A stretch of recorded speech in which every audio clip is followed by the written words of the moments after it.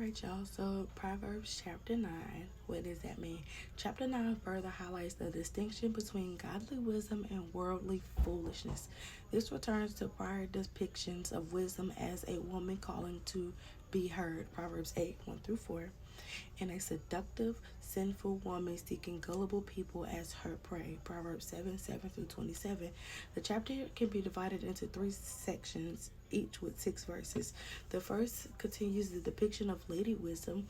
The second contrasts the responses mankind has to wisdom. And the last section presents folly as an inverted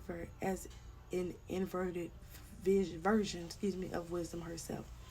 So after depicting wisdom in detail in chapter 8, Solomon describes her as preparing a large home in a grand feast.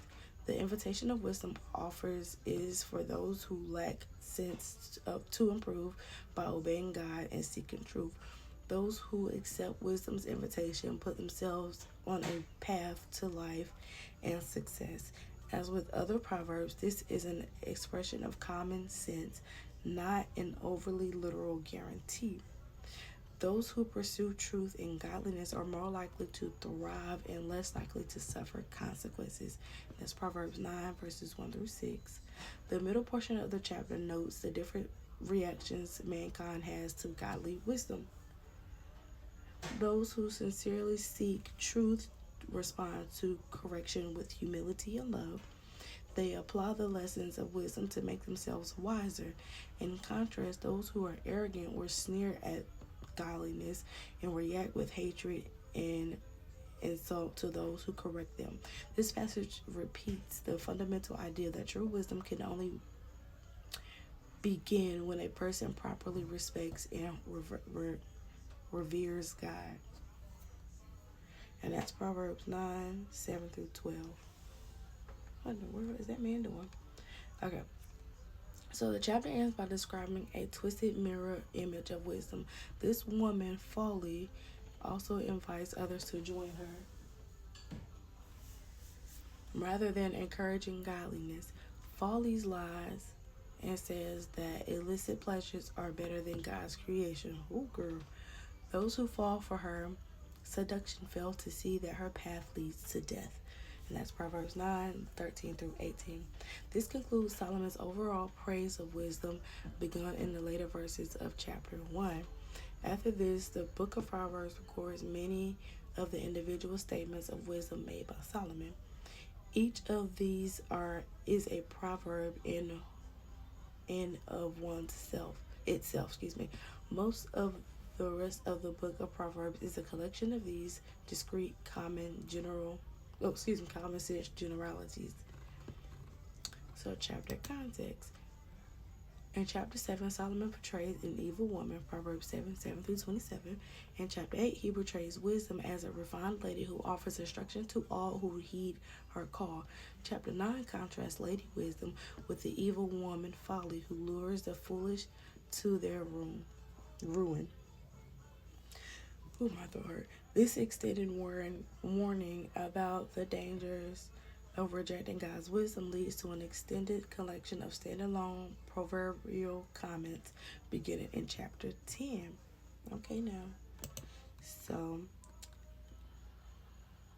part 2. Proverbs 9 highlights the contrast between wisdom and folly personified as women and their respective invitations to humanity. Wisdom offers a feast of life and understanding, while folly tempts with fleeting pleasure that leads to destruction. The chapter emphasizes the importance of choosing wisdom and the consequences of embracing folly. So the breakdown. Lady Wisdom's feast. Wisdom is depicted as a refined woman who has built a house with 7 pillars and prepared a lavish feast, inviting the simple and those who lack understanding to partake. This feast symbolizes the benefits of wisdom, including knowledge, understanding, and a fulfilling life. Lady Folly's deceptive invitation. In contrast, Folly is presented as a loud, seductive, and ignorant woman who also offers an invitation. However, her invitation leads to destruction, suggesting the allure of sin and foolish choices. The call to choose. Proverbs 9:6 urges readers to leave your simple ways and walk in the way of understanding, signifying the need to actively choose wisdom and reject folly. Fear of the Lord. Verse 10 emphasizes that the fear of the Lord is the beginning of wisdom. Come on now. Highlighting the foundational role of reverence for God in attaining true wisdom. Consequences of choices. The chapter concludes by contrasting the outcomes of choosing wisdom, life, understanding, and favor with God versus folly, destruction, death, and ruin.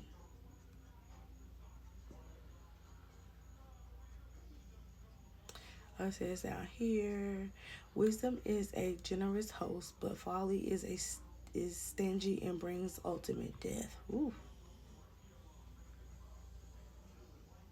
All right, y'all. All right, that's all I have, and I'll see you guys tomorrow for chapter 10. Bye.